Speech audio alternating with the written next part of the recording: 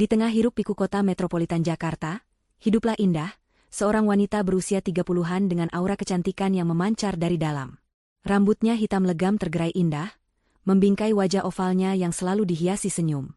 Sebagai seorang manajer pemasaran di sebuah perusahaan multinasional ternama, Indah adalah representasi sempurna dari wanita karir modern, cerdas, mandiri, dan ambisius. Namun, di balik segala pencapaian profesionalnya, kebahagiaan sejati Indah terletak pada keluarganya yang kecil namun hangat. Indah adalah istri dari Bram, seorang pelaut tampan bertubuh atletis dengan kulit sawo matang yang eksotis, hasil dari petualangannya melintasi samudra. Mata hitamnya yang tajam selalu memancarkan ketulusan, atau setidaknya itulah yang Indah yakini. Bram adalah cinta pertama Indah, pria yang telah mengisi hatinya sejak masa kuliah, pria yang selalu ia impikan untuk menjadi ayah dari anak-anaknya. Mereka menikah 8 tahun lalu dalam sebuah upacara sederhana namun penuh cinta, dan sejak itu, hidup mereka terasa seperti dongeng yang menjadi nyata. Buah hati cinta mereka adalah Putri, seorang gadis kecil berusia 5 tahun dengan rambut sebahu yang bergelombang dan mata bulat besar yang diwarisi dari sang ibu. Putri adalah permata hati Indah dan Bram, tawa riangnya adalah melodi terindah di rumah mereka yang nyaman di pinggiran Jakarta. Setiap pagi, Indah akan selalu menyempatkan diri mengantar Putri ke taman kanak-kanak, sebelum bergegas ke kantor. Di sore hari, mereka akan menghabiskan waktu bersama, entah itu membaca buku, mewarnai, atau sekadar bercerita tentang hari mereka. Hidup Indah terasa lengkap, harmonis, penuh cinta, dan nyaris sempurna. Namun, kesempurnaan itu harus diuji. Suatu sore, Bram pulang membawa kabar yang campur aduk. Wajahnya terlihat gembira namun juga sedikit cemas. "Sayang, aku dapat kontrak pelayaran panjang," katanya, suaranya sedikit bergetar karena kegembiraan. "Ini proyek besar, bisa sampai 6 bulan atau bahkan lebih. Gajinya lumayan untuk tabungan masa depan Putri." Indah merasakan dadanya berdesir antara bangga dan cemas. Bangga karena suaminya mendapatkan kesempatan sebesar itu, cemas karena harus berpisah dalam waktu yang begitu lama. 6 bulan, ulang Indah, senyumnya sedikit pudar. "Lama sekali, Bram. Bagaimana dengan Putri? Dia pasti akan sangat merindukanmu." Bram segera mendekat, memeluk Indah erat. "Justru itu, sayang. Ini demi Putri juga. Kita bisa menabung lebih banyak untuk sekolahnya nanti, untuk masa depannya. Aku janji akan selalu menghubungi kalian, video call setiap ada sinyal. Waktu akan terasa cepat berlalu." Malam itu, mereka membicarakan segalanya, mulai dari rincian kontrak, persiapan Bram, hingga bagaimana Indah akan mengelola rumah dan Putri sendirian. Indah mencoba tegar, meyakinkan dirinya bahwa ini adalah bagian dari pengorbanan mereka demi masa depan yang lebih baik. Ia melihat kilatan ambisi di mata Bram, ambisi yang sama yang dulu membuatnya jatuh cinta. Hari keberangkatan tiba. Suasana di pelabuhan Tanjung Priok begitu ramai, dipenuhi para pelaut dan keluarga yang saling melepas. Indah datang bersama Putri. Gadis kecil itu menggenggam erat tangan ibunya, sesekali mendongak menatap ayahnya dengan mata berkaca-kaca. Bram berjongkok, memeluk Putri dengan erat. "Putri anak ayah yang kuat. Ya, ayah pergi kerja sebentar, nanti ayah bawa banyak oleh-oleh. Putri jangan nakal, jaga ibu baik-baik." Putri mengangguk pelan, air matanya menetes. "Ayah jangan lama-lama. Putri kangen ayah." Hati Indah mencelos melihat pemandangan itu. Ia tahu perpisahan ini akan berat. Bram berdiri, lalu memeluk Indah. Pelukan itu begitu erat, seolah ingin menyimpan semua kenangan dalam 6 bulan ke depan. "Jaga diri baik-baik, sayang. Aku akan selalu menghubungimu. Percaya padaku, ya." Indah mengangguk, menahan air mata yang mendesak keluar. "Aku percaya, Bram. Hati-hati di jalan. Kami akan menunggumu pulang." Bram mencium kening Indah dan Putri untuk terakhir kalinya, lalu melambaikan tangan saat ia berjalan menuju kapal besar yang akan membawanya berlayar. Indah dan Putri berdiri di dermaga, memandangi kapal itu perlahan menjauh hingga tak terlihat lagi di cakrawala. Indah memeluk Putri erat, mencoba meyakinkan diri bahwa ini hanyalah perpisahan sementara, sebuah jembatan menuju masa depan yang lebih cerah. Ia tak menyadari, pelukan itu adalah pelukan perpisahan dengan kepercayaannya, pelukan yang menandai awal dari kehancuran yang akan datang, kehancuran yang akan mengubah Indah selamanya. Minggu-minggu pertama berlalu. Indah mencoba membangun kembali rutinitasnya tanpa Bram. Pagi hari, ia akan disibukkan dengan pekerjaan dan mengurus Putri. Sore hari, setelah pulang kerja, ia akan menghabiskan waktu berkualitas dengan Putri, berusaha mengisi kekosongan yang ditinggalkan Bram. Malam harinya, setelah Putri tertidur, Indah akan menghubungi Bram. Komunikasi mereka lancar pada awalnya.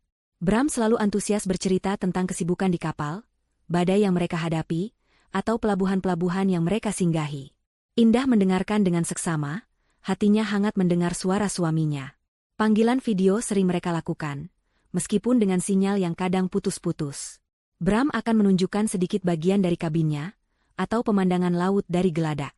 "Maaf ya, sayang, sinyal di tengah laut kadang memang begini," katanya suatu kali, saat panggilan video mereka terputus di tengah percakapan.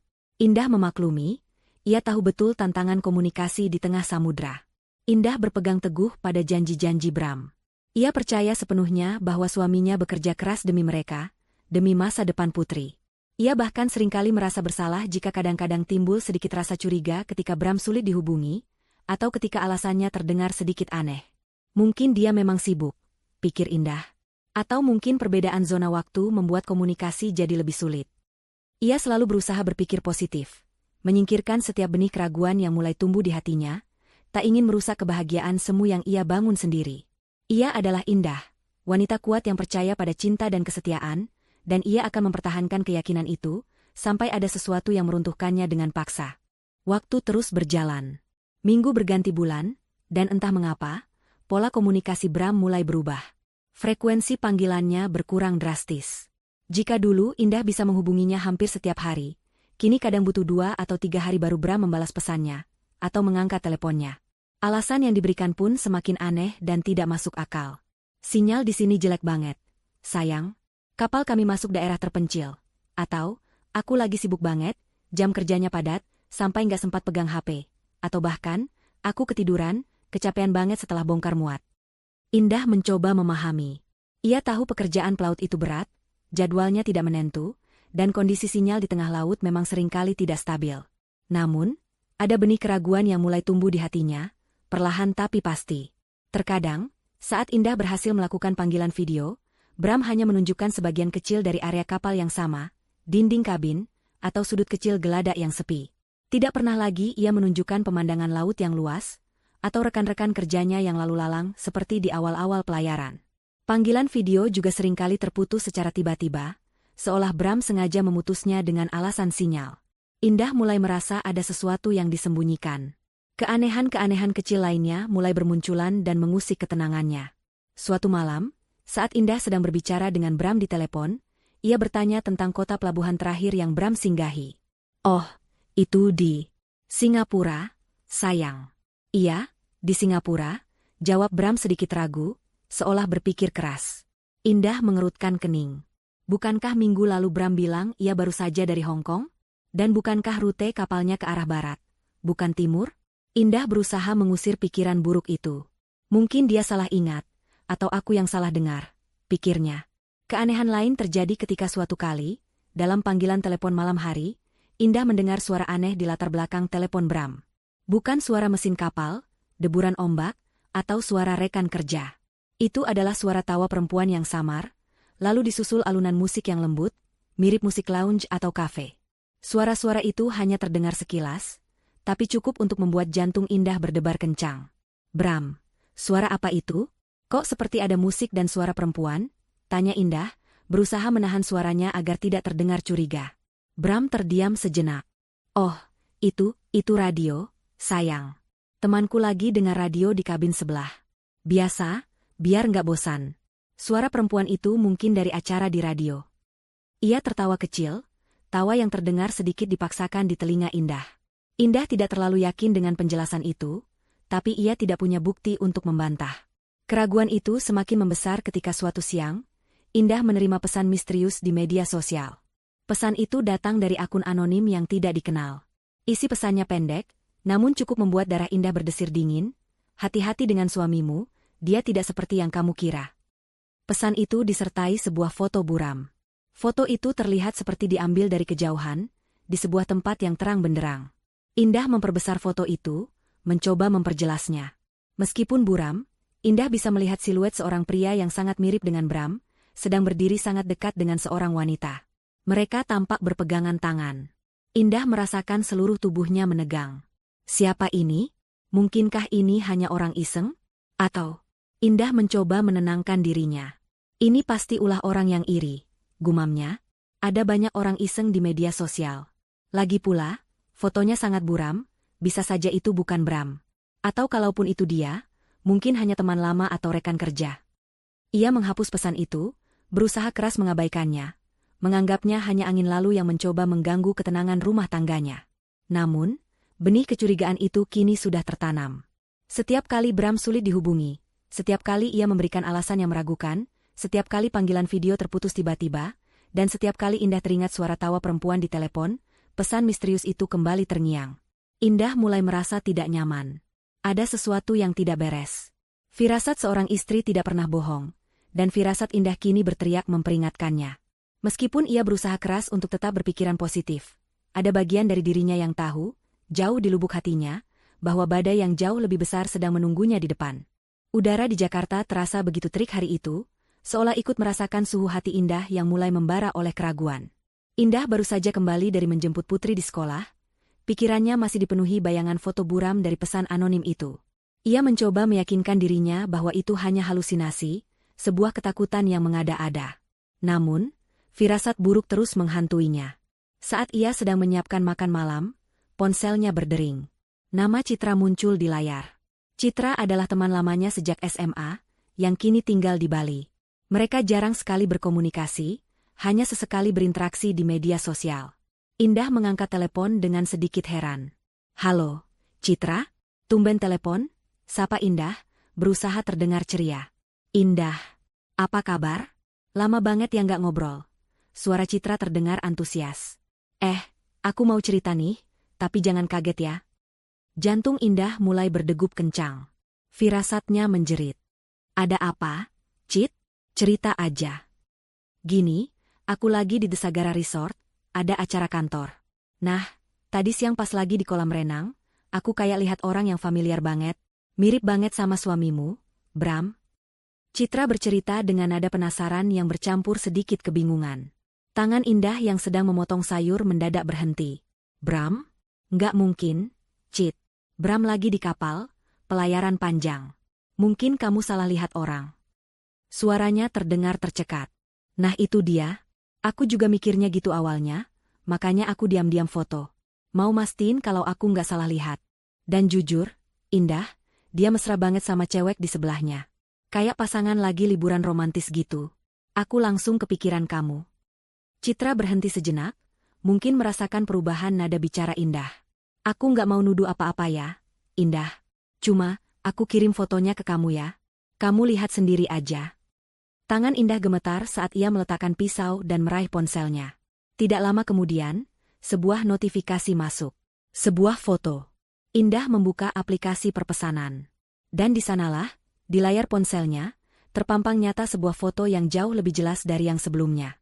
Foto itu menunjukkan Bram, suaminya, duduk di tepi kolam renang Infinity dengan pemandangan laut yang memesona. Ia mengenakan celana pendek santai, tubuhnya tampak lebih bugar dan berwarna kecoklatan daripada biasanya. Di sampingnya, seorang wanita berparas cantik dengan bikini minim tersenyum, manja sambil menyandarkan kepalanya di bahu Bram. Tangan Bram melingkar di pinggang wanita itu, ibu jarinya mengelus lembut kulit telanjang sang wanita. Keduanya tertawa lepas, terlihat sangat bahagia dan tanpa beban. Tidak ada sedikit pun jejak lelah seorang pelaut yang baru saja berbulan-bulan di laut. Yang ada hanyalah kebahagiaan sepasang kekasih yang sedang menikmati liburan mewah. Hati Indah syok, remuk redam, hancur berkeping-keping. Darah seolah berhenti mengalir di seluruh tubuhnya. Ponselnya nyaris terjatuh dari tangannya yang lemas. Dunia serasa runtuh dalam sekejap mata. Semua kebohongan, semua alasan sinyal jelek, semua cerita tentang kesibukan di kapal, semua itu sekarang tampak begitu jelas sebagai topeng. Ia tidak bisa lagi menyangkal. Wajah itu adalah wajah Bram yang begitu ia kenal, wajah yang sama yang ia cium sebelum keberangkatan, wajah yang sama yang ia tunggu setiap malam di video call. Dan wanita itu adalah Rara. Indah mengenalinya. Rara adalah janda kaya, pemilik butik mewah yang dulu pernah mencoba mendekati Bram secara terang-terangan sebelum Indah dan Bram menikah. Indah bahkan pernah memergoki Rara mencoba mengirimkan pesan genit pada Bram, namun Bram selalu meyakinkan Indah bahwa Rara hanyalah teman biasa, dan ia tidak menanggapi. Indah mempercayainya saat itu. Sekarang, kebenaran itu menghantamnya seperti palu godam. Putri, yang sedang bermain boneka di ruang tamu, datang menghampiri. "Mama, kok diam saja? Mama sakit." Indah tersentak. Ia dengan cepat menyembunyikan ponselnya di belakang punggung, memaksa senyum palsu. "Enggak, sayang. Mama enggak apa-apa. Cuma lagi mikir masakan apa ya yang enak untuk Putri." Putri kembali bermain, namun Indah tidak bisa bergerak. Matanya terpaku pada ponsel, pada foto mengerikan itu. Air mata mulai menggenang di pelupuk matanya. Suaminya, cinta pertamanya, pria yang ia percayai sepenuhnya, telah berbohong. Bukan sekadar berbohong, tapi mengkhianatinya dengan cara yang paling keji, bersenang-senang di resor mewah dengan wanita lain, sementara Indah di rumah mati-matian menjaga Putri dan menanti kepulangannya dengan harapan palsu. Malam itu, setelah Putri tertidur pulas, Indah duduk sendirian di ruang tamu yang gelap, ditemani cahaya rembulan yang masuk dari jendela. Air matanya tak terbendung lagi. Ia menangis terseduh-seduh, membiarkan setiap tetes kesedihan mengalir. Ia memegang foto pernikahan mereka, lalu bergantian menatap foto Bram dan Rara di ponsel. Kontrasnya begitu menyakitkan. Di satu sisi, ada dia dan Bram, mengenakan pakaian pengantin, berjanji setia sehidup semati. Di sisi lain, ada Bram dan Rara, di tempat yang jauh, merayakan pengkhianatan mereka dengan senyum bahagia. Ia merasa bodoh, sangat bodoh. Bagaimana mungkin ia begitu buta? Keanehan-keanehan itu, pesan anonim itu, semua tanda peringatan yang ia abaikan karena kepercayaannya yang membabi buta pada Bram. Ia telah menelan mentah-mentah setiap kebohongan, setiap alasan palsu. Hatinya tidak hanya hancur, tetapi juga dipenuhi kemarahan yang membara. Rasa sakit itu begitu nyata, menusuk hingga ke tulang. Bagaimana bisa orang yang paling ia cintai, orang yang menjadi dunianya, melakukan ini padanya? Pria yang berjanji akan selalu ada, pria yang seharusnya melindungi dan mencintainya, malah menikamnya dari belakang. Malam itu adalah malam tanpa tidur. Indah merangkak dari satu sofa ke sofa lain, memikirkan setiap momen kebersamaan mereka, mencoba mencari tahu kapan semua ini dimulai, kapan Bram berubah. Apakah cinta Bram padanya hanyalah sebuah kebohongan besar sejak awal? Pertanyaan-pertanyaan itu terus berputar di benaknya, menghancurkan sisa-sisa kepercayaannya, dan di tengah kehancuran itu, sebuah tekad baru mulai tumbuh, perlahan namun pasti, dari abu hatinya yang remuk. Tekad untuk bangkit, dan membuat Bram menyesali perbuatannya, penyesalan yang tak akan pernah ia lupakan seumur hidupnya. 2 hari berlalu dalam kabut kesedihan dan kemarahan bagi Indah. Rumah yang biasanya hangat kini terasa dingin dan hampa. Tawa Putri, yang biasanya menjadi penawar segala lelah, kini seperti gema yang menyakitkan, mengingatkannya pada keluarga yang sempurna namun ternyata rapuh. Indah menghabiskan sebagian besar waktunya mengurung diri di kamar, berpura-pura sakit agar Putri tidak terlalu curiga dengan kondisinya. Air mata sudah kering, digantikan oleh rasa mati rasa dan kekosongan yang menyesakan. Namun, Indah adalah seorang pejuang. Jiwanya tidak diciptakan untuk berlarut-larut dalam keterpurukan. Sebagai manajer pemasaran yang sukses, ia terbiasa menghadapi krisis, menganalisis masalah, dan menemukan solusi. Kali ini, krisis itu adalah hidupnya sendiri. Di penghujung malam kedua, saat Putri sudah terlelap, Indah bangkit dari tempat tidur. Ia berjalan ke depan cermin, menatap pantulan dirinya yang tampak lusuh, mata sembab, dan rambut acak-acakan. "Cukup, Indah," bisiknya pada pantulan itu. "Kamu tidak bisa terus seperti ini. Kamu punya Putri, kamu punya karir. Kamu jauh lebih kuat dari ini." Keputusan itu datang dengan tiba-tiba namun begitu kuat, ia tidak akan larut dalam kesedihan. Tidak lagi, ia tidak akan membiarkan pengkhianatan Bram menghancurkan dirinya. Sebaliknya, ia akan bangkit, pulih, dan lebih dari itu, ia akan membuat Bram menyesali setiap kebohongan dan pengkhianatan yang telah ia lakukan. Penyesalan yang mendalam, penyesalan yang akan menghantuinya seumur hidup. Ini bukan tentang balas dendam buta, tapi tentang keadilan dan harga diri. Pagi harinya, Indah memulai lembaran baru. Ia mandi, merias diri, dan memilih pakaian kerjanya yang paling rapi. Ia kembali menjadi Indah yang kuat dan profesional. Meski hatinya masih rapuh, wajahnya menunjukkan ketegasan yang baru. Langkah pertama dalam rencananya adalah mengumpulkan bukti. Indah mengambil ponselnya. Pesan dari Citra dengan foto Bram dan Rara di Bali itu adalah permulaan. Ia menyimpannya dengan hati-hati. Kemudian, ia membuka kembali pesan anonim yang dulu ia abaikan. Foto buram itu kini tampak jauh lebih relevan. Ia mencari tahu nama resor di foto Citra, mencoba melihat apakah ada postingan publik atau tagar yang terkait dengan Bram atau Rara di sana. Ia memeriksa akun media sosial Rara, mencari petunjuk apapun, foto perjalanan, check-in, atau interaksi dengan Bram yang mungkin tidak sengaja terekspos. Indah juga memeriksa riwayat panggilan dan pesan Bram. Ia tahu semua alasan yang diberikan Bram, sinyal jelek, sibuk, kecapean, kini terdengar seperti kebohongan belaka. Ia mencoba mengingat setiap detail percakapan mereka, setiap keanehan, setiap suara latar yang janggal. Ia bahkan menelusuri ulang jejak digital Bram, meskipun ia tahu Bram cukup cerdik menyembunyikannya. Setiap potongan kecil informasi itu ia simpan, di-screenshot, dicatat, disusun rapi dalam sebuah folder di laptopnya. Bukti-bukti ini akan menjadi senjata utamanya. Namun, Indah tahu ia tidak bisa melakukan semua ini sendirian. Ia butuh bantuan profesional, seseorang yang cerdas dan bisa dipercaya. Nama Dewi langsung terlintas di benaknya. Dewi adalah sahabatnya sejak masa kuliah, yang kini telah menjadi pengacara muda yang cerdas dan sangat berkompeten, dengan spesialisasi hukum keluarga dan korporat. Dewi adalah orang yang paling tepat. Siang itu, di tengah jam makan siang, Indah menelepon Dewi. Suaranya terdengar tegar, namun Dewi, yang mengenal Indah luar dalam, bisa merasakan getaran kesedihan yang masih tersembunyi. "Dewu, bisa ketemu nanti malam? Ada hal penting banget yang mau aku ceritain," kata Indah. Dewi yang peka langsung setuju. "Tentu, Indah. Di kafe biasa kita." Malam harinya, di sebuah kafe yang tenang, Indah menceritakan segalanya pada Dewi. Dengan suara bergetar, ia mengeluarkan ponselnya, menunjukkan semua bukti yang ia kumpulkan. Foto Bram dan Rara, tangkapan layar pesan anonim, dan daftar kejanggalan dalam komunikasi Bram. Dewi mendengarkan dengan serius. Sesekali mengangguk, raut wajahnya menunjukkan perpaduan simpati dan kemarahan. Setelah Indah selesai bercerita, keheningan menyelimuti mereka. Dewi menghela napas panjang. "Aku turut prihatin sekali, Indah. Ini sangat tidak adil untukmu." Ia menggenggam tangan Indah erat. "Tapi satu hal yang harus kamu tahu, kamu tidak sendiri. Aku akan membantumu. Aku pastikan Bram akan mendapatkan balasan setimpal."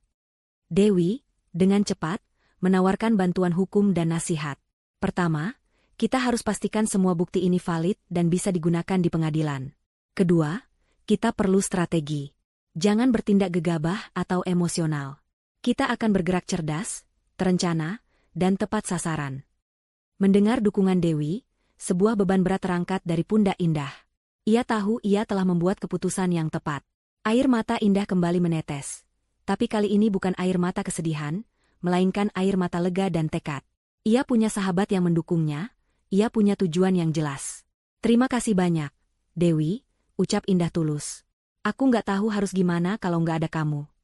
"Sudah kewajibanku sebagai sahabat," jawab Dewi sambil tersenyum tipis. "Sekarang, berikan semua yang kamu punya padaku. Kita akan mulai menyusun rencana detailnya. Ini akan menjadi pertarungan panjang, Indah, tapi aku jamin kamu akan menang." Indah mengangguk, mengusap sisa air mata di pipinya. Api semangat kini menyala terang di matanya. Ia tidak lagi melihat dirinya sebagai korban. Ia adalah Indah, wanita yang dicurangi, namun ia akan bangkit dan menunjukkan kepada dunia, terutama kepada Bram dan Rara, bahwa pengkhianatan tidak akan pernah dibiarkan menang. Permainan baru saja dimulai, dan Indah siap menjadi pemain utama.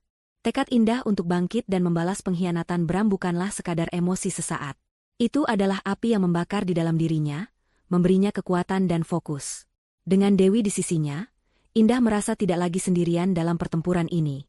Mereka berdua duduk di kantor Dewi yang modern, dikelilingi tumpukan buku hukum dan aroma kopi. Peta pikiran di papan tulis putih Dewi dipenuhi dengan panah dan catatan, merinci setiap langkah strategi mereka. "Oke, Indah," Dewi memulai, mengenakan kacamata bacanya yang elegan. "Kita tidak akan hanya mengejar Bram. Kita akan menyerang akar masalahnya. Artinya, kita juga harus menguliti Rara." Indah mengangguk tegas. Rasa sakit akibat pengkhianatan Bram kini bercampur dengan kemarahan pada Rara, wanita yang dengan berani menghancurkan rumah tangganya. "Aku setuju, Dew. Aku ingin mereka berdua merasakan konsekuensinya." Investigasi mendalam pun dimulai. Dewi, dengan jaringannya yang luas dan kemampuannya melacak jejak digital, mulai menyelidiki lebih jauh tentang Rara. Mereka melacak jejak digital Rara melalui berbagai platform, mulai dari media sosial hingga berita-berita bisnis lokal. Tujuan mereka adalah mencari tahu tentang bisnisnya, aset-asetnya, dan terutama, kelemahannya. Rara ini janda kaya, pemilik butik mewah, tapi itu kan hanya di permukaan. jelas Dewi, jarinya menunjuk ke arah layar laptop yang menampilkan profil perusahaan Rara. Setiap bisnis pasti punya celah. Endah. Terutama bisnis yang tumbuh terlalu cepat. Kita akan cari tahu sumber kekayaannya, pola transaksinya, dan siapa saja rekan bisnisnya. Dalam beberapa hari, Dewi berhasil mengumpulkan informasi yang cukup mengejutkan. Rara memiliki beberapa properti atas nama perusahaan, namun ada indikasi transaksi keuangan yang mencurigakan.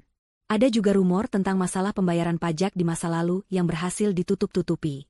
Ini bisa jadi titik lemah kita, gumam Dewi, matanya menyala. Pajak adalah momok bagi banyak pengusaha, terutama yang sedikit nakal. Sementara Dewi fokus pada aspek investigasi dan hukum Rara, Indah mengambil langkah-langkah untuk mengamankan posisinya sendiri. Ia mulai diam-diam mengamankan aset-asetnya. Hal pertama yang ia lakukan adalah memisahkan rekening tabungan pribadinya dari rekening bersama dengan Bram. Ia juga memindahkan sebagian besar tabungan pribadinya ke rekening investasi atas namanya sendiri, memastikan Bram tidak bisa mengaksesnya. Selain itu, ia mulai mencari tahu lebih detail tentang celah hukum terkait kasus perselingkuhan di Indonesia, khususnya dalam hal tuntutan ganti rugi dan hak asuh anak. Kita perlu pastikan hak asuh putri sepenuhnya jatuh ke tanganmu, kata Dewi suatu kali. Dan kita akan menuntut ganti rugi yang pantas atas kerugian moral dan material yang Bram sebabkan. Indah juga mulai mengumpulkan semua dokumen penting. Akta nikah, akta kelahiran putri, sertifikat rumah, surat kendaraan, dan semua dokumen keuangan. Ia membuat salinan digital dan fisik, menyimpannya di tempat aman yang tidak bisa diakses Bram. Bersama Dewi, mereka mulai menyusun strategi pembalasan yang komprehensif. Strategi ini tidak hanya bertujuan untuk menghancurkan Bram dan Rara secara finansial dan sosial, tetapi juga memastikan Indah keluar dari drama ini sebagai wanita yang kuat dan mandiri, dengan hak-haknya terlindungi sepenuhnya. Kita tidak akan menggunakan cara-cara yang emosional atau frontal di awal, tegas Dewi. Kita akan menyerang dari belakang, secara cerdas dan tepat sasaran. Mereka tidak akan menyadari siapa yang menyerang sampai semuanya terlambat. Mereka merancang tahapan serangan. Pertama, mereka akan mulai mengganggu stabilitas finansial Rara, tanpa mengungkapkan keterlibatan Indah. Ini akan menciptakan kepanikan dan mungkin perpecahan antara Bram dan Rara. Kedua, setelah Bram kembali, barulah Indah akan meledakkan bom waktu yang telah ia siapkan, mengungkapkan semua kebohongan Bram di depan matanya. Dan terakhir, mereka akan memastikan reputasi Bram hancur, tidak hanya di mata keluarga dan teman, tetapi juga di lingkup profesionalnya. Indah mendengarkan setiap detail rencana Dewi, mengangguk setuju. Wajahnya yang dulu diliputi kesedihan kini digantikan oleh ekspresi fokus dan tekad baja. Setiap langkah yang mereka susun terasa seperti bidak catur yang diatur dengan presisi. Ini bukan lagi tentang cinta yang hancur, tetapi tentang keadilan yang harus ditegakkan. Mereka pikir mereka bisa bermain-main dengan hati dan masa depanku, batin Indah, menatap peta pikiran di papan tulis. Aku akan tunjukkan pada mereka siapa Indah sebenarnya. Senyum tipis, dingin, dan penuh perhitungan tersungging di bibirnya. Mangsa telah mereka intai, dan kini saatnya memulai permainan. Permainan telah dimulai. Dengan Bram yang masih jauh di laut, dalam ilusi kesetiaan dan kesibukan pelayarannya, dan Rara yang tenggelam dalam kemewahan hasil perselingkuhan, Indah dan Dewi melancarkan pukulan pertama mereka. Ini adalah langkah yang sunyi, tanpa gembar-gembor, namun dirancang untuk menimbulkan riak yang akan berubah menjadi gelombang besar. Dewi, dengan keahliannya di bidang hukum korporat dan jaringan informan yang handal, telah menemukan beberapa kejanggalan dalam laporan keuangan dan transaksi bisnis Rara. Ada dugaan kuat mengenai penggelapan pajak dan praktik keuangan yang kurang transparan dalam beberapa perusahaan Rara, terutama yang terkait dengan impor barang mewah. Bukti-bukti ini, meski belum sepenuhnya solid untuk langsung menyeret Rara ke meja hijau, sudah cukup untuk menarik perhatian pihak berwenang. Kita tidak akan langsung menuntut, Endah, jelas Dewi suatu sore, saat mereka berdua membahas perkembangan ini di sebuah kafe. Itu terlalu frontal. Kita akan kirimkan laporan anonim dengan semua bukti awal ini ke Direktorat Jenderal Pajak, dan juga ke Unit Penyelidikan Keuangan. Fokusnya adalah dugaan dan indikasi, biar mereka yang bergerak. Indah mengangguk, matanya tajam. Jadi, mereka akan mulai diinvestigasi tanpa tahu siapa pelakunya. Tepat sekali, sahut Dewi, tersenyum tipis. Ini akan membuat Rara panik. Dia pasti akan berusaha menutupi jejak, dan itu akan menguras energi, waktu, dan tentu saja, uangnya. Beberapa hari kemudian, laporan anonim yang disusun rapi oleh Dewi, berisi data dan indikasi kuat tentang ketidakberesan finansial Rara, dikirimkan. Tidak butuh waktu lama bagi dampak awal untuk terasa. Kantor Rara mulai didatangi petugas pajak untuk audit mendadak. Beberapa rekan bisnisnya yang sebelumnya dekat, tiba-tiba menjadi menjaga jarak, karena mulai beredar rumor tentang investigasi internal yang melibatkan perusahaan Rara. Proyek-proyek baru yang sedang Rara garap mendadak tertunda, dan beberapa klien besar mulai mempertanyakan kredibilitasnya. Rara, yang terbiasa hidup dalam kemewahan dan tanpa masalah berarti, merasakan tekanan ini untuk pertama kalinya. Ia mulai sering terlihat gelisah, menelepon orang sana-sini, berusaha mencari tahu siapa yang melaporkannya dan bagaimana cara mengatasi masalah ini. Ia memarahi stafnya, menyalahkan para akuntan, namun tidak pernah menyadari bahwa dalang dibalik semua ini adalah wanita yang suaminya sedang ia rayu. Bram, yang masih bersama Rara di Bali, mulai merasakan dampak kecilnya. Liburan mewah mereka yang awalnya penuh tawa dan kemesraan, mulai diselingi dengan telepon-telepon panik Rara dan raut wajahnya yang tegang.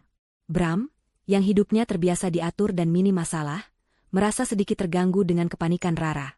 Ia bertanya apa yang terjadi, dan Rara hanya menjawab dengan samar tentang masalah bisnis kecil atau audit rutin. Bram percaya begitu saja, tidak menyadari bahwa masalah kecil itu adalah gelombang pertama dari tsunami yang akan menimpanya juga. Indah tetap diam. Ia memantau berita tentang masalah Rara dari jauh, kadang melalui media online, kadang melalui informasi yang disampaikan Dewi. Setiap kali ia melihat raut panik di wajah Rara dalam sebuah liputan singkat acara sosial, atau mendengar Bram mengeluh tentang Rara yang kini sering murung, ada kepuasan kecil yang merayap di hatinya. Ini bukan balas dendam yang merusak, tetapi keadilan yang mulai bekerja. Saat berkomunikasi dengan Bram, Indah tetap berpura-pura tidak tahu apa-apa.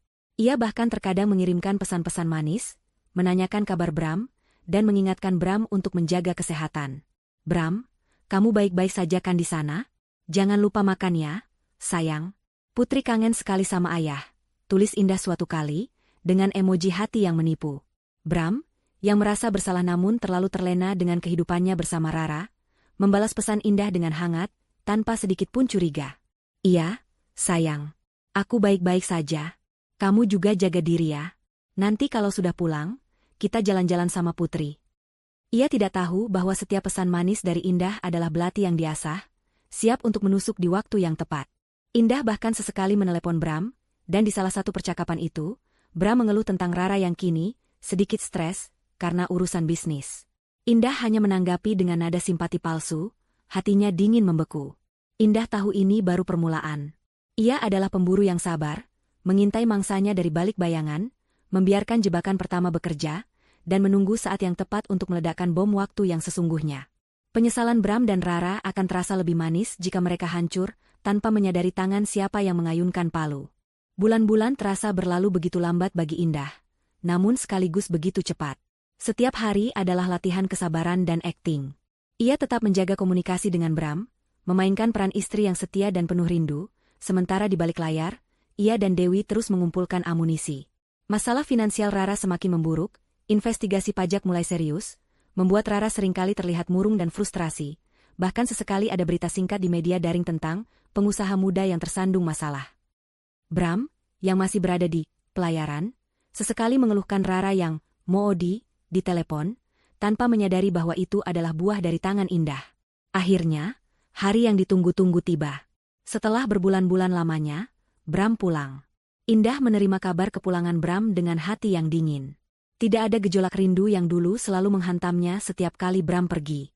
Yang ada hanyalah sebuah rencana yang sudah tersusun rapi, siap untuk dieksekusi. Pagi itu, Indah bangun lebih awal. Ia memastikan Putri sudah siap untuk ke sekolah dan sarapan. Putri mau lihat ayah pulang?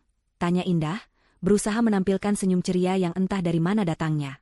Putri mengangguk antusias. Mau mama. Putri kangen ayah. Indah mengantar Putri ke sekolah, lalu ia kembali ke rumah untuk melakukan persiapan terakhir. Ia menata rumah seperti biasa, tidak ada yang terlihat aneh. Namun, di meja ruang tamu, di mana biasanya mereka meletakkan majalah atau vas bunga, kali ini Indah menyiapkan kejutan. Ia meletakkan sebuah amplop coklat berukuran sedang. Di dalamnya, ia menumpuk semua bukti, foto-foto Bram dan Rara yang kini dicetak dalam ukuran besar dan berwarna, tangkapan layar percakapan mesra antara Bram dan Rara yang ia dapatkan berkat kejeniusan Dewi dalam retas, beberapa dokumen keuangan Rara yang bermasalah, dan bahkan tiket penerbangan Bram ke Bali yang ia dapatkan dari agen perjalanan langganan Bram. Di atas semua tumpukan bukti itu, Indah meletakkan sebuah foto pernikahan mereka yang sudah sedikit usang, dan di sampingnya, pesan anonim yang dulu ia abaikan, kini dicetak jelas. Indah tidak berteriak.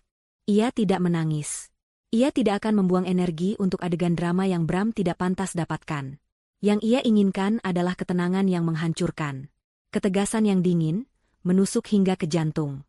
Sore harinya, terdengar suara taksi berhenti di depan rumah. Jantung Indah berdetak lebih cepat, bukan karena gugup, melainkan antisipasi. Ia mendengar langkah kaki Bram mendekat.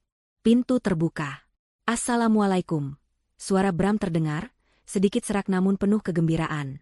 "Sayang, aku pulang." Indah muncul dari ruang keluarga. Senyumnya begitu dingin, senyum yang tidak dikenali Bram. Senyum yang menyembunyikan badai. Bram, yang sibuk dengan tas dan koper, tidak menyadari keanehan itu.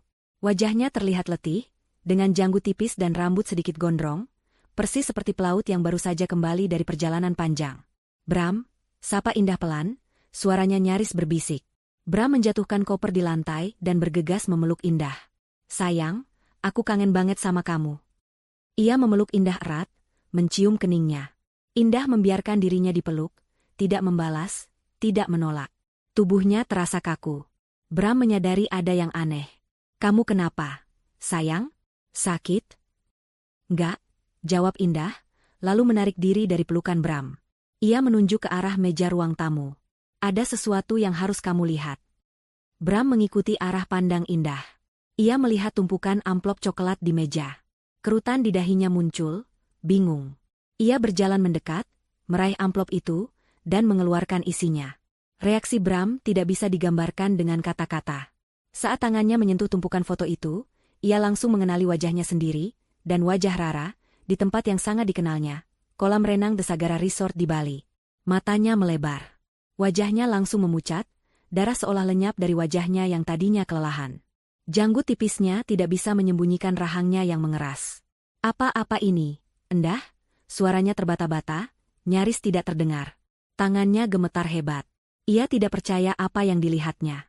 Indah melangkah maju, tangannya membalik satu persatu foto, memperlihatkan bukti yang lebih jelas. Ada foto-foto Rara yang berpose seksi di kabin yang mirip dengan kabin kapal yang sering Bram tunjukkan di video call, tangkapan layar percakapan vulgar antara Bram dan Rara, bahkan sebuah surat pengajuan cuti Bram dari perusahaannya yang disetujui untuk tujuan liburan pribadi, bukan pelayaran kerja. "Bagaimana?" Suara Indah datar, tanpa emosi. "Kamu mau menyangkal yang mana, Bram? Yang ini? Atau yang ini? Atau yang ini?" Ia menunjuk setiap bukti dengan jari telunjuknya. "Kamu pamit kerja di pelayaran, Bram. Demi masa depan Putri, katamu. Demi kita. Tapi di sini, kamu malah liburan romantis dengan wanita lain. Dengan Rara. Wanita yang pernah kamu bilang cuma teman biasa." Bram menjatuhkan semua bukti itu di meja. Ia mundur beberapa langkah, menabrak sofa di belakangnya. "Endah, ini salah paham. Aku bisa jelaskan." "Jelaskan apa?" potong Indah tajam, namun suaranya tetap terkontrol. "Jelaskan kenapa kamu bisa liburan 6 bulan di Bali, sementara aku di sini mati-matian jaga Putri sendirian, merindukanmu, mempercayai setiap kebohonganmu tentang sinyal jelek dan kesibukan di kapal. Jelaskan kenapa ada foto mesra dengan Rara di resor bintang 5, sementara kamu bilang kamu sedang menembus badai di tengah samudra." Air mata mulai mengalir dari mata Bram, air mata penyesalan dan kepanikan yang terlambat. Ia mencoba mendekati Indah, berlutut di kakinya. "Maafkan aku, sayang. Aku hilaf. Aku janji ini tidak akan terulang. Aku salah, aku sangat menyesal." Ia mencoba meraih tangan Indah, namun Indah menarik tangannya menjauh dengan jijik. "Menyesal?" Indah tertawa hambar. "Penyesalanmu tidak akan mengembalikan kepercayaanku yang sudah kamu hancurkan berkeping-keping, Bram. Penyesalanmu tidak akan menghapus rasa sakit yang kamu torehkan di hati Putri, saat dia merindukan ayahnya yang ternyata sedang bersenang-senang dengan wanita lain. Aku mohon, Indah, demi Putri, jangan begini." Bram mengangkat wajahnya yang kini basah oleh air mata. Matanya memohon. Indah menatapnya dengan pandangan kosong. "Demi Putri? Kamu seharusnya memikirkan Putri sebelum kamu terbang ke Bali. Kamu seharusnya memikirkan Putri sebelum kamu tidur dengan wanita lain. Kamu pikir kamu bisa menipu kami semua, Bram? Aku bisa memperbaikinya, Endah. Aku akan putuskan Rara. Aku akan lakukan apapun agar kita kembali seperti dulu. Janji Bram, suaranya putus asa. Terlambat, kata Indah, suaranya dingin seperti es. Kamu telah melewati batas, Bram. Kepercayaanku sudah mati. Hatiku sudah kebal. Tidak ada lagi yang bisa diperbaiki. Indah melangkah mundur, mengambil ponselnya. Aku sudah tahu semua yang perlu aku tahu. Aku juga sudah siapkan semua yang perlu kamu tahu. Ia mengabaikan Bram yang masih berlutut dan merangkak di lantai, memohon ampun. Indah melangkah menuju pintu. Mulai sekarang, kita bicara lewat pengacara. Kamu akan mendapatkan surat gugatan cerai sesegera mungkin. Indah meninggalkan Bram yang terkapar di lantai ruang tamu, dikelilingi bukti-bukti pengkhianatannya. Hatinya tidak lagi merasakan sakit yang menusuk, hanya kehampaan dan tekad yang kuat. Bom waktu telah meledak. Ini adalah awal dari kehancuran Bram, kehancuran yang ia ciptakan sendiri, dan Indah memastikan bahwa penyesalannya akan menjadi neraka di dunia nyata. Pagi itu, rumah Indah terasa aneh, dipenuhi keheningan yang tegang setelah badai semalam. Bram masih terkapar di ruang tamu, mabuk oleh penyesalan dan keputusasaan. Indah mengabaikannya. Setelah memastikan Putri berangkat sekolah dengan senyum di wajahnya, Putri tidak menyadari drama mengerikan yang terjadi di rumah semalam. Indah duduk di meja makan, membuka laptop, dan menarik napas dalam-dalam. Babak kedua dari rencananya akan dimulai, pembalasan sosial. Dewi sudah menyiapkan semua materi yang dibutuhkan. Sebuah narasi singkat namun tajam, disertai bukti-bukti visual dan digital yang tak terbantahkan. Bukan hanya foto-foto mesra Bram dan Rara di Bali, tetapi juga tangkapan layar percakapan vulgar, salinan tiket penerbangan, hingga data-data keuangan Rara yang mulai terendus masalahnya. Target pertama Indah adalah keluarga Bram. Meskipun ia mencintai keluarga Bram, terutama ibu mertuanya yang baik, Indah tahu mereka harus tahu kebenaran. Bukan untuk menyakiti, tapi untuk menunjukkan betapa parahnya pengkhianatan putra mereka. Dengan tangan bergetar, Indah mengirimkan semua bukti itu ke grup chat keluarga besar Bram. Ia menulis pesan singkat, "Maafkan saya harus memberitahukan ini, tapi Bram tidak sedang berlayar. Ia liburan dengan wanita lain di Bali." Tak butuh waktu lama, ponsel Indah mulai bergetar tanpa henti. Telepon dari ibu mertua, adik ipar, bibi, dan paman Bram. Indah menolak mengangkatnya. Biarkan mereka mencerna sendiri kebenaran pahit itu. Beberapa jam kemudian, ibu mertuanya datang ke rumah, wajahnya pucat pasi, matanya sembab. "Indah, ini tidak mungkin, kan?" Suara ibu Bram bergetar saat melihat Bram yang masih terpuruk di ruang tamu. Indah menatap mertuanya, matanya dingin. Semua bukti sudah ada di tangan ibu. Dia pamit kerja, Bu. Tapi dia bersenang-senang dengan wanita lain. 6 bulan. Indah tidak perlu berkata banyak, kepedihan dan fakta berbicara lebih keras. Reputasi Bram di mata keluarganya, yang selalu bangga dengan pelaut hebat mereka, hancur berkeping-keping. Selanjutnya, giliran teman-teman dekat mereka. Indah memilih beberapa teman yang ia tahu akan sangat terkejut, dan mungkin menyebarkan berita ini lebih luas. Ia mengirimkan bukti-bukti itu secara personal, dengan pesan yang sama singkatnya. Reaksi mereka bervariasi antara terkejut, marah, dan simpati pada Indah. Telepon dan pesan dukungan membanjiri ponselnya. Ini adalah langkah yang menyakitkan, karena ia tahu ia akan melibatkan orang-orang tak bersalah. Namun ini adalah bagian dari kehancuran sosial yang harus Bram rasakan. Bagian paling krusial adalah pembongkaran reputasi Bram di lingkup profesionalnya. Dewi sudah memastikan bahwa kontrak kerja Bram dengan perusahaan pelayaran memiliki klausul moral yang ketat, yang memungkinkan sanksi serius hingga pemecatan jika terjadi pelanggaran etika dan moral yang mencoreng nama baik perusahaan. Bram adalah pelaut andalan, namun pengkhianatan ini bisa meruntuhkan segalanya. Indah, atas saran Dewi, mengirimkan laporan resmi ke Departemen HRD perusahaan pelayaran Bram, melampirkan semua bukti yang ada, terutama tiket penerbangan liburan dan foto-foto di Bali. Ia menekankan bahwa Bram telah memalsukan laporan kerja dan tidak memenuhi kewajibannya selama 6 bulan. Dalam beberapa hari, Bram menerima panggilan telepon dari perusahaannya, meminta penjelasan. Ia mencoba membela diri, namun bukti-bukti Indah terlalu kuat. Karir yang ia bangun dengan susah payah, kini berada di ambang kehancuran.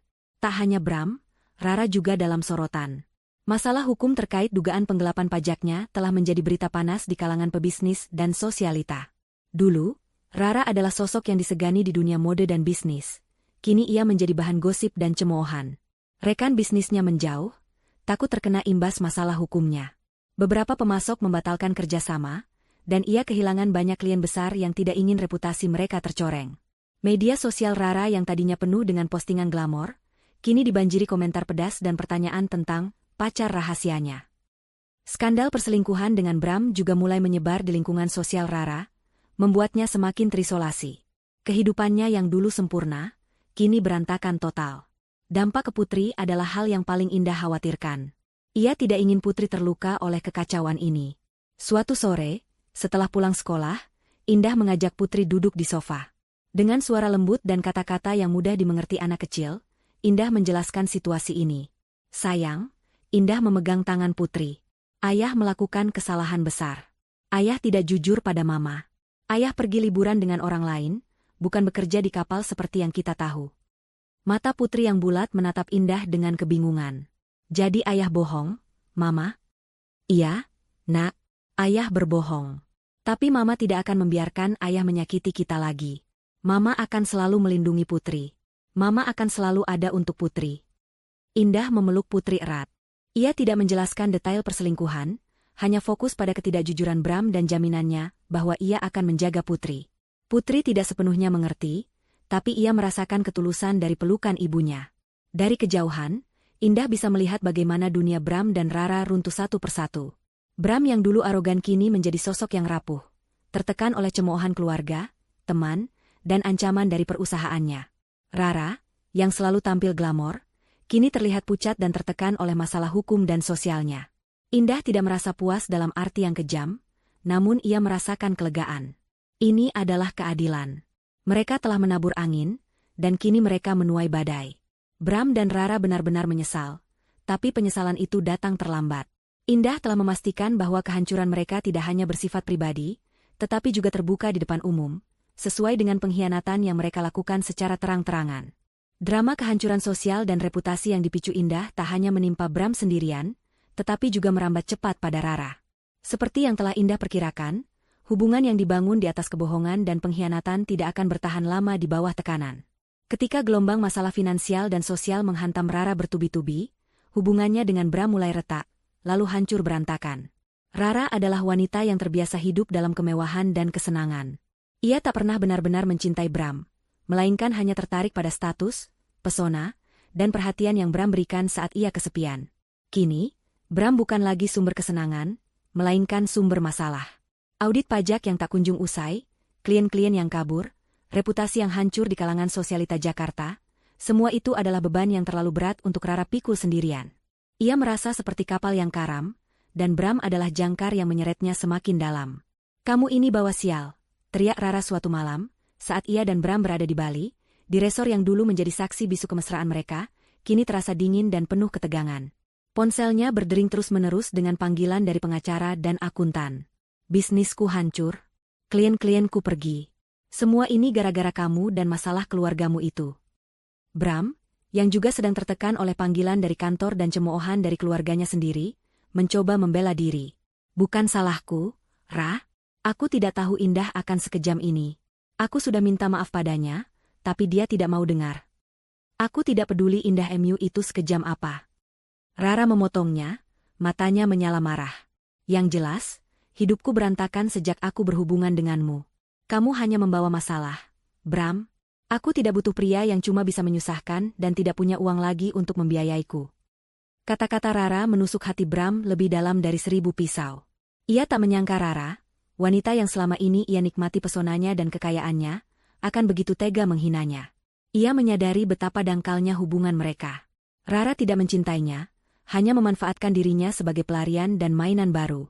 Ketika masalah finansial dan sosial Rara semakin parah, ia menyalahkan Bram dan memutuskan hubungan mereka.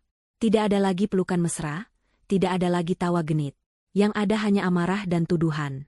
"Pergi dari hidupku, Bram. Aku tidak mau berurusan lagi denganmu. Kamu hanyalah beban."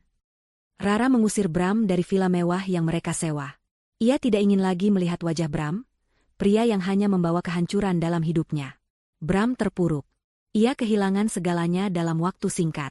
Rara, yang menjadi pelariannya dari kenyataan, kini meninggalkannya begitu saja, tanpa ampun. Reputasinya di mata keluarga dan teman-teman dekatnya hancur lebur. Ibunya tak henti-hentinya menangis dan menyalahkannya. Ayahnya yang biasanya tenang, kini menatapnya dengan kekecewaan yang mendalam. Dari perusahaan pelayarannya, Bram menerima surat skorsing dan ancaman pemecatan. Peluangnya untuk mendapatkan pekerjaan di industri pelayaran, bahkan di perusahaan lain, nyaris nol karena namanya sudah tercoreng akibat pelanggaran etika yang ia lakukan. Ia tidak lagi memiliki pekerjaan, tidak lagi memiliki penghasilan, dan tidak lagi memiliki tempat berlindung. Hidupnya yang dulu tertata rapi, kini berantakan seperti puing-puing. Bram berjalan tanpa arah di jalanan Bali, merasa hampa dan sendirian. Ia merindukan senyum indah, tawa polos Putri. Ia merindukan rumahnya yang tenang, kehangatan yang dulu selalu menyambutnya. Ia merindukan hidupnya yang dulu sempurna. Penyesalan itu menghantamnya seperti gelombang pasang, rasa sakit yang luar biasa melumpuhkan setiap sendi tubuhnya. Ia tahu ia telah berbuat kesalahan fatal, kesalahan yang tak bisa ditarik kembali. Ia telah mengkhianati wanita yang tulus mencintainya demi kesenangan sesaat, dan kini ia membayar mahal. Sementara Bram terpuruk dalam kehancuran yang ia ciptakan, Indah, dengan bantuan Dewi, melangkah maju. Pada hari ketiga setelah Bram kembali, saat Bram masih mencoba menata kembali pikirannya yang kalut dan mencoba menghubungi Indah berulang kali, panggilan yang tidak pernah Indah angkat, Indah mengajukan gugatan cerai. Dewi memastikan semua dokumen telah lengkap. Gugatan cerai tersebut tidak hanya menuntut perceraian, tetapi juga hak asuh penuh atas Putri. Indah tidak akan membiarkan Putri berada dalam lingkungan yang tidak sehat, atau memiliki ayah yang tidak bisa dipercaya. Selain itu, Indah juga menuntut sebagian besar aset bersama sebagai kompensasi atas kerugian material dan imaterial yang telah ia alami akibat pengkhianatan Bram. Ini termasuk rumah, sebagian besar tabungan, dan aset lainnya. Ia juga menuntut nafkah anak yang pantas. Surat panggilan sidang tiba di tangan Bram beberapa hari kemudian. Ia membukanya dengan tangan bergetar, membaca setiap baris dengan putus asa. Ia tahu ini adalah akhir dari segalanya. Indah tidak main-main. Ia telah memutus semua jembatan dan membakar setiap harapan Bram untuk kembali. Bram mencoba menghubungi Indah lagi, memohon untuk bertemu, memohon kesempatan terakhir untuk memperbaiki semuanya. Namun Indah hanya mengirimkan pesan singkat, semua komunikasi akan melalui pengacara saya, Dewi. Di sisi lain, Rara juga menghadapi kenyataan pahit. Butiknya mulai bangkrut, dan aset-asetnya dibekukan untuk penyelidikan pajak. Ia kehilangan teman, uang, dan status sosial. Ia mencoba mencari dukungan dari teman-temannya yang dulu selalu ia traktir, namun tak ada satupun yang bersedia membantunya. Ia sendirian. Hidupnya yang dulu penuh cahaya kini gelap gulita. Bram dan Rara, dua orang yang pernah bersenang-senang di atas penderitaan Indah, kini sama-sama terjebak dalam neraka penyesalan. Mereka kehilangan satu sama lain, kehilangan reputasi, kehilangan harta, dan kehilangan arah hidup. Penyesalan itu nyata, menggerogoti mereka dari dalam, namun sudah terlambat. Indah telah memastikan bahwa mereka akan merasakan harga sebenarnya dari pengkhianatan. 6 bulan kemudian, di sebuah ruang sidang Pengadilan Agama Jakarta Selatan yang tampak kaku dan formal, suasana terasa begitu tegang. Aroma antiseptik dan kertas-kertas lama memenuhi udara, menjadi latar belakang bisu bagi drama hukum yang akan segera dimainkan. Ini adalah hari sidang perceraian antara Indah dan Bram. Indah duduk tegak di kursi penggugat, mengenakan setelan blazer hitam yang elegan. Wajahnya tenang, memancarkan ketenangan yang dingin, seolah tak ada gejolak badai di dalam dirinya. Di sampingnya, Dewi berdiri kokoh, siap menghadapi segala kemungkinan. Dewi tampak profesional dengan setelan serba gelapnya, tumpukan berkas di tangannya adalah senjata paling ampuh. Tatapannya tajam, mencerminkan kepercayaan diri dan tekad untuk memenangkan kasus ini demi sahabatnya. Di seberang ruangan, duduklah Bram. Ia terlihat sangat berbeda dari Bram yang dulu. Wajahnya kini kuyu, tatapan matanya kosong, dan tubuhnya terlihat lebih kurus. Aura tampan dan kepercayaan dirinya telah sirna, digantikan oleh keputusasaan dan penyesalan yang mendalam. Ia ditemani oleh seorang pengacara yang tampak muda dan kurang berpengalaman, yang sesekali melirik Bram dengan ragu. Proses perceraian berjalan panas. Pengacara Bram memulai dengan mencoba menyangkal tuduhan perselingkuhan, berdalih bahwa itu hanya kesalahpahaman dan Bram sedang dalam perjalanan dinas yang tidak biasa. Ia mencoba membangun narasi bahwa Bram adalah korban kesalahpahaman, dan semua bukti itu bisa dijelaskan. Bram sendiri berusaha memberikan kesaksian dengan suara bergetar, memohon pengampunan di hadapan majelis hakim, dan mencoba meyakinkan bahwa ia sangat menyesali perbuatannya dan ingin kembali kepada Indah dan Putri. Namun, bukti-bukti Indah sangat kuat, tak terbantahkan. Dewi berdiri dan mempresentasikan setiap potongan bukti dengan lugas dan meyakinkan. Ia memproyeksikan foto-foto mesra Bram dan Rara di balik layar besar, memperlihatkan tiket penerbangan dan slip cuti Bram yang menunjukkan tujuan liburan, bukan pekerjaan. Ia menunjukkan transkrip percakapan digital antara Bram dan Rara yang vulgar dan penuh kemesraan. Tak hanya itu, Dewi juga menyertakan laporan kepolisian terkait masalah finansial Rara yang kini telah memasuki tahap penyelidikan resmi, mengaitkan Bram dalam narasi kehancuran moral dan etika. Yang mulia majelis hakim, ujar Dewi dengan suara lantang dan jelas, tergugat telah dengan sengaja melakukan pengkhianatan yang sistematis. Ia memalsukan tujuan kepergiannya, berbohong kepada istri sah dan anaknya, hanya untuk bersenang-senang dengan wanita lain. Bukti-bukti yang kami ajukan bukan sekadar indikasi, melainkan fakta yang tak bisa dibantah. Tindakan ini tidak hanya merusak ikatan pernikahan, tetapi juga merendahkan martabat penggugat dan melukai psikologis seorang anak di bawah umur. Pengacara Bram mencoba interupsi, namun Dewi dengan cepat menepisnya dengan argumen hukum yang solid. Indah, selama Dewi berbicara, menatap Bram. Ada ketenangan yang menakutkan di matanya. Ia tidak lagi merasakan amarah yang membakar, hanya kelegaan bahwa kebenaran akhirnya terungkap di hadapan hukum. Beberapa kali sidang diadakan, dengan saksi-saksi dari pihak Indah, termasuk beberapa teman dekat yang bersedia memberikan kesaksian tentang perubahan sikap Bram dan informasi yang mereka terima. Bahkan, ada seorang mantan rekan kerja Bram dari perusahaan pelayaran yang bersedia memberikan kesaksian bahwa Bram tidak pernah terdaftar dalam daftar awak kapal yang berlayar ke rute yang ia klaim. Dewi sebagai pengacara Indah tampil gemilang, ia tidak hanya mengandalkan emosi, tetapi juga hukum dan fakta, membongkar setiap alibi Bram dengan detail yang mematikan. Pihak Bram semakin terpojok. Mereka tidak memiliki argumen kuat untuk membantah bukti-bukti yang sangat konkret. Bram sendiri tampak semakin putus asa, menyadari bahwa ia tidak bisa lagi membohongi siapapun. Akhirnya, tiba hari pembacaan keputusan pengadilan. Hakim ketua membacakan putusan dengan suara tegas. Pengadilan memutuskan Bram bersalah atas perselingkuhan dan mengakibatkan keretakan rumah tangga yang tidak dapat diperbaiki. Semua tuntutan Indah dikabulkan. Berdasarkan bukti-bukti yang sah dan kuat yang diajukan penggugat, Hakim ketua membacakan, majelis hakim memutuskan mengabulkan gugatan cerai penggugat, Ibu Indah Permata. Hak asuh anak, Putri Anindita, sepenuhnya jatuh kepada Ibu Indah Permata. Serta, penggugat diberikan hak atas sebagian besar aset bersama yang telah diusulkan, sebagai kompensasi atas kerugian material dan imaterial yang diderita akibat tindakan tergugat. Palet hukum diketuk. Indah resmi bercerai. Seketika itu, air mata menetes dari mata Indah, tapi kali ini adalah air mata kelegaan yang luar biasa. Ia tidak lagi terikat pada Bram, pada kebohongan dan pengkhianatan itu. Ia bebas. Dewi memegang tangannya erat, tersenyum bangga. Kemenangan ini adalah hasil kerja keras dan tekad kuat Indah. Di sisi lain, Bram merosot di kursinya. Putusan itu adalah pukulan telak yang mengakhiri segalanya. Ia kehilangan Indah, ia kehilangan Putri, dan ia kehilangan aset-asetnya. Karirnya di perusahaan pelayaran juga telah berakhir. Ia dipecat tidak hormat setelah skandal ini mencuat. Sementara itu, Rara dan Bram menghadapi konsekuensi penuh dari perbuatan mereka, baik secara hukum, finansial, maupun sosial. Rara dinyatakan bersalah atas penggelapan pajak dan aset-asetnya disita, butiknya bangkrut total, dan ia menghadapi tuntutan pidana yang serius. Ia menjadi paria di kalangan sosialita, namanya tercoreng selamanya. Bram, tanpa pekerjaan, tanpa rumah, dan tanpa uang, terpaksa harus tinggal menumpang di rumah orang tuanya yang kini menatapnya dengan kecewa dan malu. Mereka berdua benar-benar menyesal dan terpuruk. Penyesalan itu terpampang jelas di wajah mereka, pahit dan tanpa harapan. Mereka telah membayar harga yang jauh lebih mahal daripada sekadar kesenangan sesaat. Indah telah membuktikan bahwa keadilan, pada akhirnya, akan menemukan jalannya, dan penyesalan adalah harga yang harus dibayar, kadangkala, dengan kehancuran total.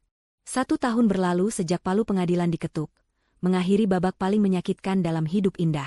Rumah yang dulu dipenuhi bayangan pengkhianatan kini terasa lapang, diisi tawa Putri dan energi positif yang dipancarkan Indah. Ia berdiri di depan jendela kamarnya, menatap pemandangan kota Ungaran yang asri di pagi hari, secangkir teh hangat mengepul di tangannya. Senyum tipis terukir di bibirnya, bukan lagi senyum dingin penuh perhitungan, melainkan senyum tulus seorang wanita yang telah menemukan kembali kedamaian. Indah telah bangkit, tidak hanya sebagai korban yang selamat, tetapi sebagai wanita yang lebih kuat, mandiri, dan bijaksana. Perjalanan itu tidak mudah. Ada hari-hari di mana kenangan pahit masih datang menghantui, atau rasa lelah karena harus menjadi orang tua tunggal sekaligus wanita karir yang sukses. Namun, setiap kali keraguan itu datang, ia akan menatap Putri, permata hatinya, dan mengingat pelajaran berharga yang ia dapatkan. Kekuatan sejati ada pada dirinya sendiri, bukan pada hubungan, bukan pada bergantung pada orang lain. Ia belajar untuk mencintai dirinya sendiri terlebih dahulu, untuk menghargai integritas dan harga dirinya di atas segalanya. Indah kini sepenuhnya fokus pada masa depan. Karirnya melesat bagaikan roket. Pengalamannya menghadapi krisis pribadi, justru membuatnya lebih tangguh dan inovatif di dunia profesional. Ide-ide pemasarannya semakin brilian, dan ia berhasil membawa perusahaannya mencapai target-target ambisius. Ia menghabiskan sebagian besar waktunya dengan Putri, memastikan gadis kecilnya mendapatkan kasih sayang dan perhatian penuh. Mereka sering menghabiskan akhir pekan bersama, berpetualang ke tempat-tempat baru di sekitar Jawa Tengah, atau sekadar menghabiskan sore di taman. Putri tumbuh menjadi anak yang ceria dan cerdas, memahami bahwa meskipun ayahnya tidak ada, ibunya adalah segalanya baginya. Indah juga belajar untuk membangun kembali kehidupannya secara sosial. Hubungannya dengan Dewi semakin erat. Dewi bukan hanya sahabat tapi juga pilar kekuatannya. Mereka sering bertemu untuk sekadar mengobrol santai, atau berbagi tawa yang dulu sempat hilang. Indah juga mulai membuka diri pada pertemanan baru, menjalin koneksi dengan wanita-wanita hebat lainnya yang menginspirasinya. Sementara itu, berita tentang Bram dan Rara sesekali sampai ke telinga Indah, namun kini ia menerimanya tanpa gejolak emosi. Bram, setelah dipecat dari perusahaannya, kesulitan mencari pekerjaan di industri pelayaran. Reputasinya yang hancur membuatnya sulit diterima dimanapun. Ia terpaksa bekerja serabutan, tinggal di rumah orang tuanya, dan menghadapi cemoohan serta penyesalan yang tak berujung. Ia sesekali mencoba menghubungi Putri, mengirimkan hadiah, atau meminta Indah untuk bertemu, namun Indah selalu menjaga jarak dan berkomunikasi hanya melalui perantara. Ia memastikan Putri tahu ayahnya menyayanginya, namun batasan yang jelas telah ditarik. Rara juga menghadapi nasib serupa. Bisnisnya benar-benar bangkrut, aset-asetnya disita, dan ia harus menghadapi proses hukum yang panjang. Ia kehilangan semua kemewahan dan status sosialnya. Hidupnya yang dulu penuh gemerlap kini gelap gulita, diasingkan dari lingkungan yang dulu memujanya. Mereka berdua, Bram dan Rara, benar-benar menyesal dan terpuruk, sebuah konsekuensi nyata dari pengkhianatan yang mereka lakukan. Indah telah membuktikan bahwa pengkhianatan tidak akan pernah menang. Kebenaran dan keadilan akan selalu menemukan jalannya. Ia telah menunjukkan bahwa penyesalan adalah harga yang harus dibayar mahal. Indah tidak lagi hidup dalam bayang-bayang masa lalu. Ia telah memaafkan, bukan untuk Bram, tapi untuk dirinya sendiri, untuk membebaskan hatinya dari belenggu amarah. Ia menatap masa depan dengan optimisme yang baru. Indah tahu hidup mungkin masih menyimpan tantangan. Namun ia percaya diri bahwa ia akan mampu menghadapinya. Mungkin di suatu hari nanti, cinta yang lebih tulus dan pantas akan datang mengetuk pintu hatinya. Tapi untuk saat ini, kebahagiaan Indah terletak pada Putri, pada karirnya, dan pada dirinya sendiri. Ia telah membangun kembali hidupnya dari puing-puing, menjadi versi terbaik dari dirinya. Ini bukan akhir. Ini adalah babak baru yang penuh harapan dan kekuatan.